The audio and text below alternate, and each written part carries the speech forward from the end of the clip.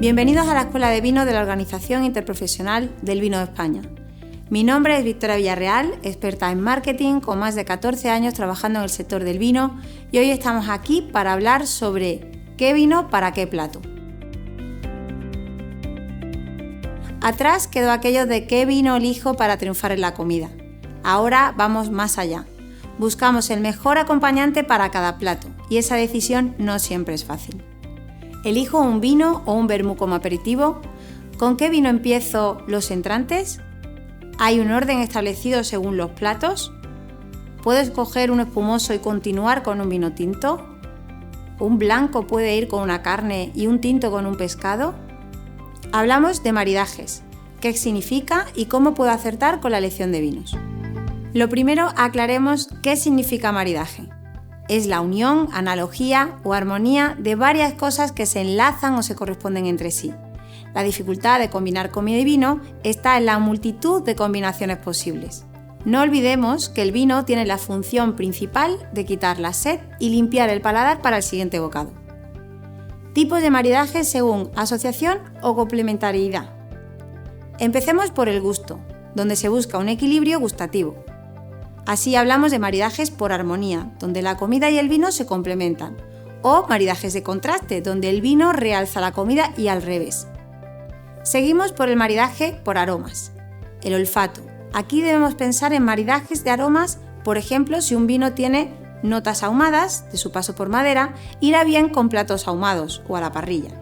Si nos basamos en un maridaje de sabores, serían vinos dulces para postres dulces. En el tacto, el maridaje se basa en texturas. Puede ser por intensidad, es decir, vinos con cuerpo intensos con platos fuertes y contundentes, mientras si el maridaje es por sensaciones, por ejemplo, sería un vino espumoso con caviar. También podemos optar por un maridaje a la vista, es decir, por similitudes visuales. Un ejemplo sería por colores, vino blanco para pescados o carnes blancas. O por qué no, maridajes según el oído. La música también acompaña al vino y a la comida. Canciones en función de lo que te transmite el vino. Por ejemplo, un vino joven vibrante para música animada y rápida. Incluso podríamos hablar de maridajes por zona, es decir, vinos de una región con platos típicos de la zona donde estemos. Nos centraremos en el maridaje del gusto, donde la clave es el equilibrio gustativo. Buscaremos el equilibrio entre sabores y aromas, consiguiendo que se complementen y se realcen. Pero para buscar un equilibrio entre sabores y aromas, primero tendremos que saber si el vino está equilibrado. ¿Qué determina que un vino esté equilibrado? Principalmente son 3 las características del vino que afectan a su calidad y a la sensación que transmite: dulzor, tanicidad y acidez. El dulzor viene del alcohol que surge en la primera fermentación, cuando el azúcar del mosto se convierte en vino, y este produce una sensación de dulzor. La tanicidad, hablamos de esa sensación de sequedad, de astringencia en boca, que destaca en los vinos tintos.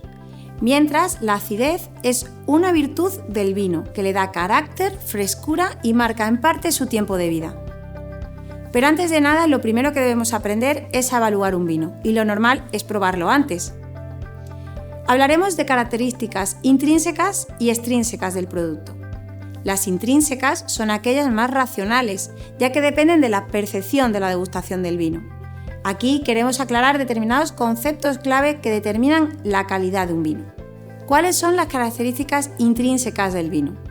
Hablamos de ausencia de defecto, hablamos de intensidad, persistencia, concentración gusto-olfativa, complejidad y estado de madurez y potencial. Empecemos hablando de la ausencia de defecto. Es diferente decir que un vino no me gusta a está defectuoso. Un vino con defecto es aquel que tiene algún componente que bloquea su potencial gustativo o aromático y no deja que se exprese en su total plenitud. Veamos algunos ejemplos. La turbidez a la vista es debido a las precipitaciones si no está clarificado. Manzana oxidada es un defecto en el vino tranquilo, pero una virtud en los vinos generosos o fortificados. Sabor a corcho, un olor a moho o humedad. Aromas de reducción, el más conocido es el huevo podrido. Problemas de oxidación o avinagramiento por exposición prolongada y sin control del vino al oxígeno.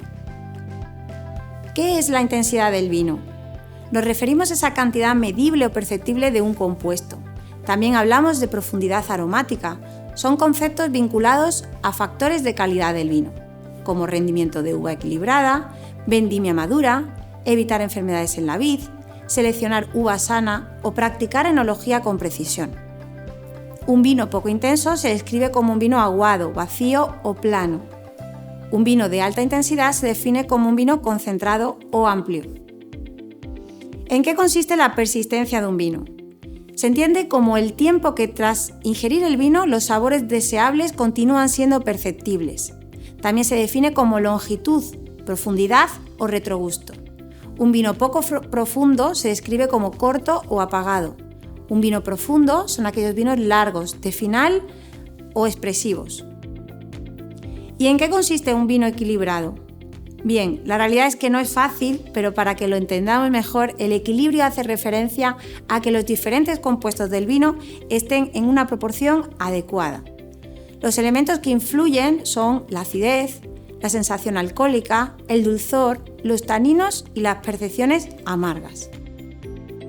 Pasamos a las características intrínsecas y hablamos ahora de la complejidad en un vino. Este concepto es algo difícil de definir. El vino es un producto complejo per se, ya que está formado por centenares de sustancias volátiles. Esto se traduce en un gran potencial de expresión aromática. Un vino complejo es un vino de reflexión, un vino sofisticado y expresivo. Por último, hablaremos del estado de madurez y potencial en un vino. Nos referimos a la valoración según la etapa de la vida de un vino, que será, al igual que en las personas, infancia, juventud, madurez o vejez. Algunos vinos tienen un ciclo de vida muy corto y se dice que tiene poco potencial de envejecimiento.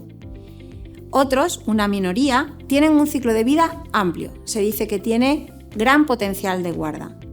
Es cierto que en los tintos este proceso de envejecimiento suaviza los taninos, pule el paladar y adquiere aromas de madurez, como la tierra húmeda, el tabaco o las notas cárnicas. Y ahora sí, aprendamos sobre maridaje. Una vez que hemos aprendido a evaluar un vino, adentrémonos en el apasionante mundo del maridaje. Aquí os damos pautas o consejos generales bajo criterios profesionales, pero no olvidemos que el maridaje no es una ciencia exacta.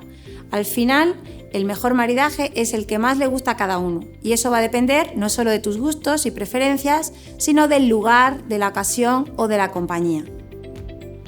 Os damos algunos consejos para acertar con el maridaje. Lo más importante es buscar un equilibrio entre las sensaciones que aporta el vino y los ingredientes del plato. Todos somos capaces de aprender cuáles son los principios básicos. El primero, considerar el vino como un ingrediente más. El vino debe ser más ácido que la comida. También debe ser más dulce que la comida. Las grasas y el aceite equilibran los vinos ricos en taninos. Los vinos con acidez y sabores dulces neutralizan las comidas picantes. Los blancos, rosados y espumosos suelen crear maridajes por contraste. Los tintos suelen crear maridajes por complemento. El cuerpo del vino debe ser igual al de la comida. Los vinos que contienen gas son ideales para alimentos salados. Los vinos blancos o generosos van bien con la cocina asiática. Cuidado con las salsas y guarniciones, marcan el sabor de un plato y nos condicionará la elección del vino. Los vinos espumosos reducen el impacto de la comida amarga. Los vinos de Jerez son ideales para platos imposibles como la alcachofa o los espárragos. Los postres suelen maridarlos con vinos dulces, pero hay alternativas, según si el postre tiene frutas, chocolate negro, cremas, hojaldres. Algo importante es valorar la versatilidad en un vino. ¿Cómo podemos hacerlo? Bien, lo primero, pensad que los vinos provenientes de zonas frías suelen ser más versátiles por su mayor acidez y suelen acompañar a más platos, ya que por lo general la comida no es dulce.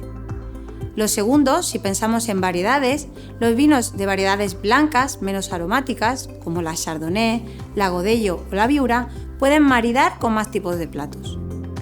En cuanto al estilo de vinos, tanto los espumosos suelen ser vinos más ligeros y refrescantes, como algunos vinos fortificados, que son perfectos por la cantidad de matices que tienen y por su acidez.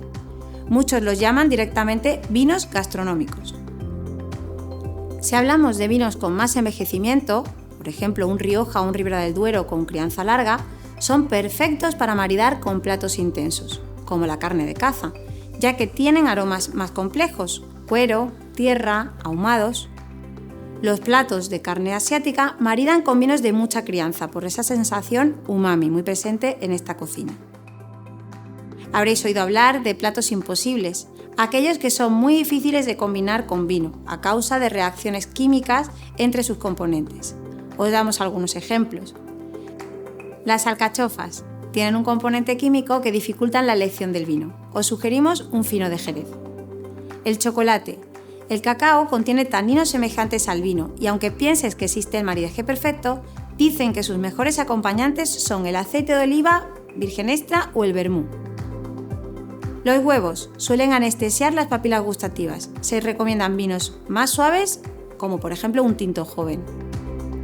En el caso de la cocina india, tailandesa o mexicana, son capaces de hacer desaparecer un buen vino. El responsable es el picante, que es tan fuerte que anestesia el paladar. Aquí os recomendamos blancos melosos, corpulentos o un blanco semidulce. Los alimentos ahumados suelen neutralizar el vino. Por eso lo ideal será elegir vinos con un tostado alto de barrica. Vinagretas suelen estar hechas a base de vinagre, ácido acético, que es un defecto del vino. Aquí la propuesta siempre va a ser vinos de Jerez. Y para los amantes del queso, si queréis acertar con un vino, debemos valorar el equilibrio de la combinación en su conjunto, de manera que ambos se complementen y se potencien el uno al otro. Es importante medir la intensidad de sabores. El equilibrio, como ya hemos comentado, se consigue por dos criterios opuestos, la asociación o el contraste. Por lo general, el de la asociación es más fácil de poner en práctica con los quesos. Cada vino y queso tiene su personalidad propia, por lo que si vas a degustar varios tipos de queso, es difícil encontrar el vino que vaya con todos. Lo ideal será disfrutar de un vino para cada queso o bien realizar la selección de quesos por sus características que mariden bien con un determinado vino. ¿Es apropiado escoger un vino tinto para acompañar un queso?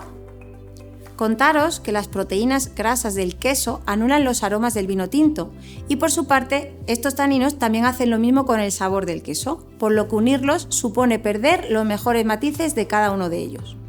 Por ello la expresión de que no te la den con queso es un reflejo de lo que eran los pequeños engaños que utilizaban en las bodegas para despachar sus peores vinos. Aquí van algunas recomendaciones generales para conseguir acertar con el vino según el queso. Quesos de pasta blanda. Los vinos blancos jóvenes o, dependiendo de la madurez del queso, un blanco con crianza. También los vinos con aguja o espumosos que potencian la cremosidad de este tipo de quesos. Si estamos ante quesos curados, van bien los vinos tintos con cierta crianza. Quizás de los pocos maridajes que van con vino tinto, pero también sería ideal un vino oloroso o un vino dulce. Quesos ahumados. Sería otro ejemplo para acompañar con vinos tintos tostados en barrica. Difícilmente encontraremos estos aromas en otro tipo de vinos. Quesos fuertes son aquellos tipo cabrales, parmesano, roquefort.